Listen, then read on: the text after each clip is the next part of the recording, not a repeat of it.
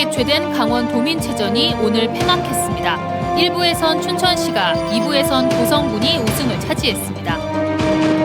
올해 냉해와 가뭄 등으로 과수농가의 어려움이 큰 가운데 장마철 열매 터진 피해가 우려되고 있습니다.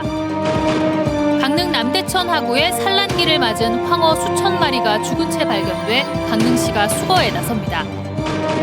형편이 어려운 노인들에게 무료 식사를 제공하는 경로식당이 운영되고 있지만 일부는 시설이 매우 열악한 것으로 나타났습니다. 안녕하십니까. 뉴스데스크 강원입니다. 3년 만에 정상 개최로 관심을 모았던 2022 강원도민체전이 닷새간의 열전을 마치고 오늘 폐막했습니다. 1부에선 춘천이 종합 우승을 차지한 가운데 원주가 2위, 강릉이 3위를 기록했고 2부에선 고성이 1위, 횡성과 양구가 2위와 3위로 대회를 마감했습니다. 8천여 명의 선수단이 참가한 가운데 지난 10일 개막해 열전을 치른 이번 대회에서는 모두 47개의 대회 신기록이 쏟아져 나와 2019년 홍천 대회 때의 35개를 훌쩍 뛰어넘었습니다. 내년 대회는 강릉에서 열리고 사상 처음으로 2020년 도민체전을 개최하려다 코로나19 사태로 2년 미뤄졌던 양양군의 경우는 2024년 개최지로 확정됐습니다. 모두를 위한 교육을 내세우고 지난 12년 동안 강원 교육을 이끈 민병희 교육감이 신경호 당선인에게 자리를 내줍니다. 고등학교와 대학교 동창사이지만 진보와 보수로 나뉘며 다른 노선을 걸었는데요. 신 당선인은 고위직 교체를 시작으로 내부 물갈이를 선언하는 등 교육정책 방향에 대대적인 변화를 예고했습니다. 허주희 기자입니다. 민병희 교육감과 신경호 당선인이 만났습니다. 2018년 지방선거 때 함께 출마해 상대 후보로 맞붙은 지 4년여 만입니다. 춘천고와 강원대 수학교육과 동기 동창사이지만 교육의 목표나 지향점은 서로 다른 곳을 바라봤습니다. 더 나은 강원교육 하시겠다고 프랑카드에 하는 거 보고 그렇게 쓰면 좋겠다 그런 생각이 들고요. 교육 철학을 저는 친구이기 때문에 잘 알고 있고 그 뜻을 제가 저버리지 않겠습니다. 정교조 출신으로 고교 평준화와 무상급식 정책을 시행한 민병희 교육감은 교육위원 8년, 그리고 강원교육수장으로 12년을 지내고 사실상 다음 주면 교육 현장을 떠납니다. 교육감에 처음 당선됐을 때 초등학교 1학년이던 학생은 20살 성인이 됐습니다. 서로 협력하고 잘 어우러지는 그런 사회인이 된다면 제가 잘했다라고 할 수 있을 텐데 그건 이제 두고 봐야 되겠죠. 강원교육이 진보에서 보수로 방향 전환을 하면서 다음 달 정기 인사에서 대대적인 조직 개편이 예고됐습니다. 신 당선인은 6급 이하와 일선 학교의 교장 교감은 큰 변화 없이 가겠지만 5급 이상 고위직 인사는 교체하겠다고 밝혔습니다. 전임 교육감의 복지 정책 중 좋은 것들은 이어가겠다면서도 학부모들이 우려하는 학력 문제 해결을 위해 새로운 평가 시스템을 도입하겠다고 강조했습니다. 간간히 평가를 해서 그 아이들의 부족한 부분을 찾아서 피드백 시켜주고 그렇게 해서 학력 향상시키고 그러면서 기초 기본 학력을 확실하게. 그동안 수시에 집중됐던 대입 정책은 수시와 정시 모두 준비하는 쪽으로 바꾸는 등 강원 교육 정책에 큰 변화를 예고했습니다. MBC 뉴스 허주입니다. 강릉 남대천에서 회귀성 어종인 황어 수천 마리가 죽은 채 발견됐습니다. 산란기를 맞아 알을 낳은 후 자연사한 것으로 보이는데 주민들의 의견은 분분합니다. 이용 기자입니다. 강릉 남대천 상류, 보에 죽은 물고기들이 떼를 지어 떠 있습니다. 하천 하류에도 폐사한 물고기들이 눈에 띕니다. 죽은 지 얼마 지나지 않은 듯 부패 정도가 심하지는 않습니다. 어림잡아 수천 마리는 될 것으로 추정됩니다. 죽은 어종은 회귀성 어류인 황어. 강에서 태어난 뒤 바다로 나가 살다가 해마다 이맘때면 알을 낳기 위해 강으로 다시 돌아옵니다. 그리고 산란 후 대부분 자연사합니다. 하지만 주민들은 인근의 연곡천 등 황어가 회귀하는 다른 하천보다 남대천에 유난히 폐사체가 많은 건 다른 문제 때문이 아니냐며 의문을 제기하고 있습니다. 처음 봤고 이렇게 큰 고기가 죽는다는 거는 뭔가 문제가 있다는 거 아니겠어요? 죽은 고기가 아니고. 강릉시는 다른 어종은 멀쩡한데 황어만 폐사한 건 단지 산란 후 자연사한 것일 뿐이고 해마다 반복되는 현상이라며 특이한 문제는 아니라고 밝혔습니다. 맨날 그래요. 황어는 그게 뭐 좀 오염돼서 죽은 게 아니고 바다에 갔다가 알 낳고 죽은 거니까 그거는 어떻게 할 수가 없어요. 강릉시는 악취가 나는 걸 막기 위해 황어 폐사체를 모두 수거할 계획입니다.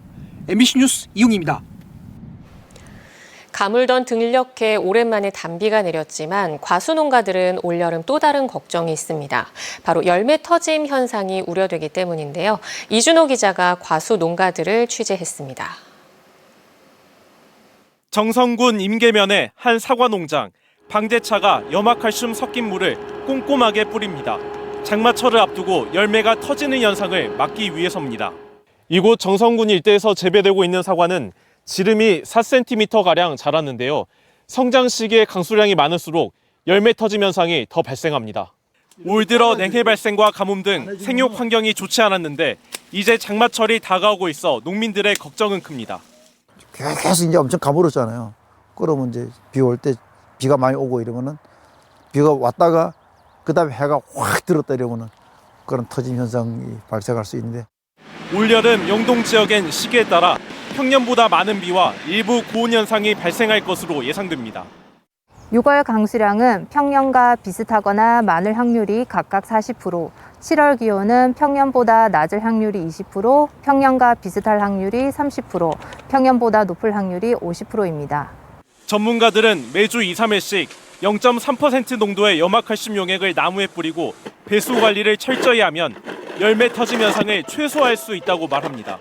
비가 많이 왔을 경우에는 물고랑을 정비를 해서 물을 순식간에 빼주는 작업들을 해줌으로 인해서 열매 터짐 증상을 앞으로 예방을 할 수 있도록 해야 합니다. 올 들어 들쭉날쭉한 기후 탓에 작황부진을 걱정하는 농민들의 시름이 깊어지고 있습니다. MBC 뉴스 이준호입니다. 생활 형편이 어려운 노인들이 무료로 끼니를 챙길 수 있는 경로식당이 도내에도 여러 곳 있습니다. 그런데 일부 경로식당은 함께 식사를 할 공간이 부족해 복도와 화장실 앞에서 밥을 먹어야 할 정도로 시설이 열악합니다. 백승호 기자가 취재했습니다. 영구 임대 아파트 단지 안에 있는 복지관입니다. 점심시간이 가까워지자 어르신들이 복지관에서 밥과 반찬이 든 도시락을 받아갑니다. 이 복지관은 어르신들에게 식사를 무료로 제공하는 경로식당으로 지정됐습니다. 똑같아 뭐 우리는 주는 대로 주는 것만 해도 고맙지요. 하루 170명의 어르신들이 이 복지관에서 점심 한 끼를 해결합니다. 그런데 어쩐 일인지 거리두기가 해제된 이후에도 도시락만 전달하고 있습니다. 경로식당이라는 이름과 맞지 않게 함께 모여 식사할 공간이 크게 부족하기 때문입니다. 맛있는 음식도 혼밥은 혼자 먹다 보면 맛이 없을 때가 많아요. 그리고 집에 갖다 놓으니까는 안 먹게 되고 또 조금씩 남으면 또 버리게 되고 그러더라고요. 이곳이 복지관의 복도입니다. 코로나19 이전에는 복도 양쪽에 이런 테이블을 깔고 어르신들에게 식사를 제공했습니다. 공간이 부족하면 제 뒤로 보이는 화장실 앞에서도 식사를 해야만 했습니다. 이런 궁여지책으로 식당을 운영한 지 벌써 28년이나 됐습니다. 복지관 측은 거리두기가 해제된 이후 어르신들을 복도와 화장실 앞에 또 앉혀야 하는지 고심하고 있습니다. 복지관에 식당을 만들어 달라고 건물주인 LH와 식당 운영에 예산을 주는 춘천시에 수차례 건의도 했습니다. 하지만 LH는 복지관 기능 보강 사업은 보조금 지원 대상이 아니라고 외면했고 춘천시는 인근 상가에 식당으로 임대할 공간을 알아봤지만 마땅한 곳 찾기가 쉽지 않다는 변명이 고작입니다. 필요성에 대해서는 다들 공감을 하고 계시고 그 방법을 찾아가는 문제라고 생각을 합니다. 근데 이제 그 방법적인 부분에 있어서 저희가 할 수 있는 건 한계가 있고 같이 좀 힘을 모아서 해야지 될 필요가 있다고 생각해요. 춘천에 무료 단체 급식을 하는 경로식당은 모두 6곳입니다. 하지만 사람들이 함께 모여 정을 나누며 식사를 할 수 없는 경로식당은 석사동 영구임대아파트 복지관이 유일합니다. MBC 뉴스 백소입니다.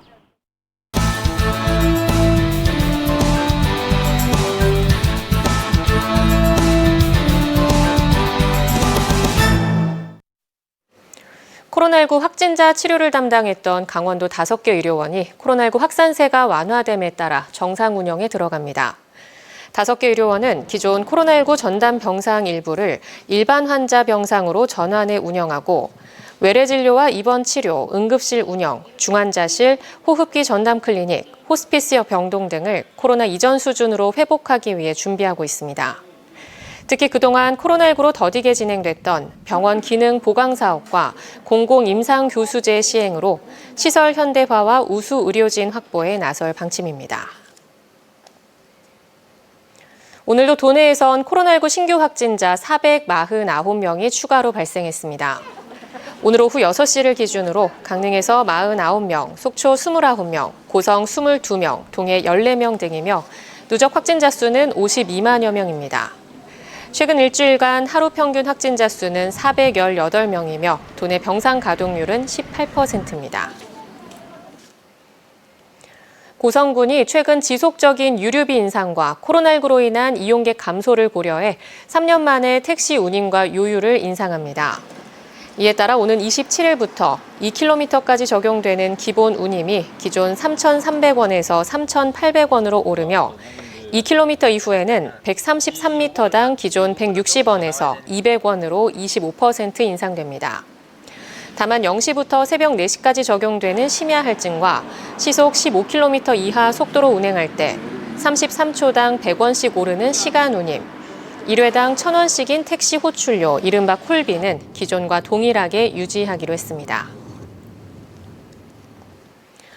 강릉시가 전통어법인 창경바리어업의 국가 중요 어업유산 지정을 신청했습니다.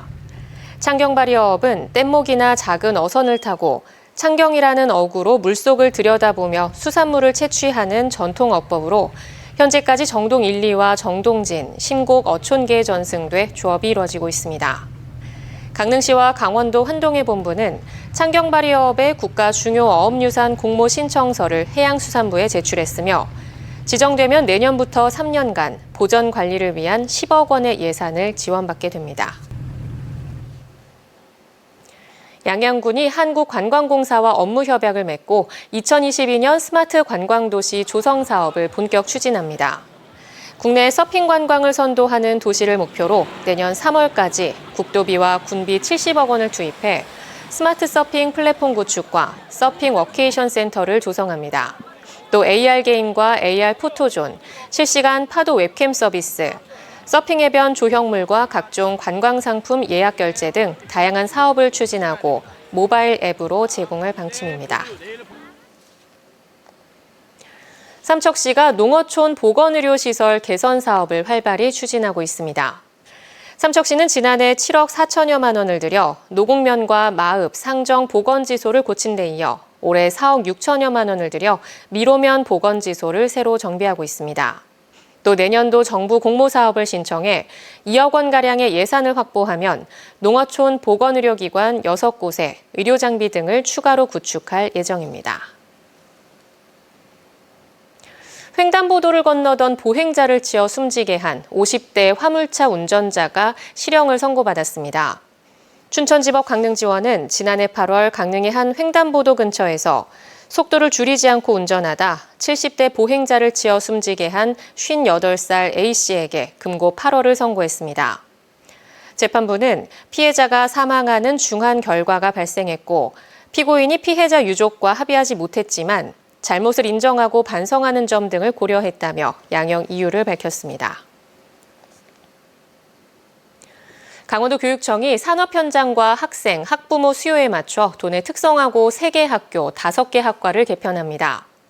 우선 태백 기계공고는 모든 학과를 재구조화해 항공정비 시스템과로 개편했고 우주항공산업에 걸맞는 가칭 강원항공고등학교로 교명 변경을 추진합니다. 정선정보공고는 산업 변화로 신입생 모집에 어려움을 겪는 금융정보과 대신 관광 인프라를 활용한 커피 베이커리과로 개편합니다. 이 밖에 소양고는 가칭 강원생명과학고로 교명 변경을 추진합니다.